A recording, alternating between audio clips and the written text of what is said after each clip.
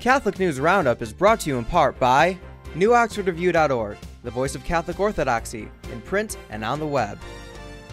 And RenewAmerica.com, expanding the influence of America's grassroots in the cause of freedom. And DFWCatholic.org, spreading the truth, one city at a time.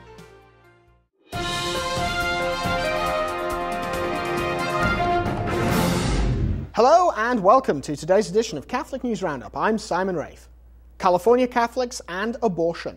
A whopping percentage of Catholics in the Sunshine State are pro-abortion. 62%, nearly 2 out of every 3 Catholics in California, said that they either support the current liberal abortion laws or favor making them even more liberal. A field poll also revealed that 71% of voters in the state support Roe versus Wade.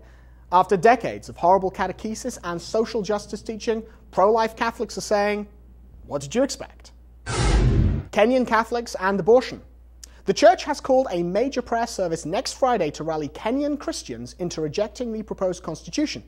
Dubbed the Ecumenical Prayer Service, the function will be attended by all priests, pastors, and ministers from the churches in the country. It will be held at the Holy Family Basilica. The proposed Kenyan constitution will make abortion on demand legal. The nationwide vote is set for August the 4th. More sellout from the GOP. Senator Richard Lugar of Indiana, a pro-life moderate who sometimes upsets his party and pro-life advocates, has announced he will become the second Republican to support the nomination of pro-abortion Solicitor General Elena Kagan for the Supreme Court. Senator Lindsey Graham of South Carolina, who is also pro-life, was the first and only Republican to announce support for Kagan's nomination until Lugar joined him. They are expected to be joined by other GOP lawmakers since it appears virtually certain that Republicans will not be able to stop Kagan on the Senate floor with a filibuster. Stay with us, we'll be back in just a few seconds. Catholic News Roundup is brought to you in part by PewSitter.com, your online Catholic newspaper for the third millennium. CatholicMediaCoalition.org, in line with the Church, online with the world. CatholicUnderground.com, the podcast about our Catholic faith and new media. And TheAmericanCatholic.com, politics and culture from a Catholic perspective. The Crucifix and Europe.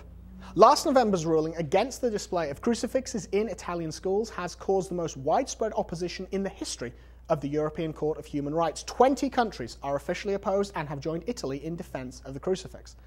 The July 22nd Italian edition of L'Osservatore Romano explains some reasons for this in an article written by Gregor Popunic, director of the European Centre for Law and Justice. Now almost half the member states of the Council of Europe, 21 out of 47, have publicly opposed this attempt of forced secularization of schools and have affirmed the social legitimacy of Christianity in European society. And lastly, Pope's bedtime book.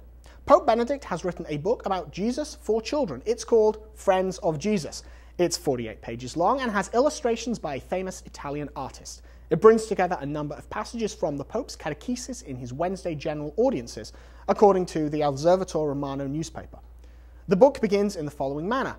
Once upon a time, there was a small group of men who, one day 2,000 years ago, met a young man who walked the roads of Galilee.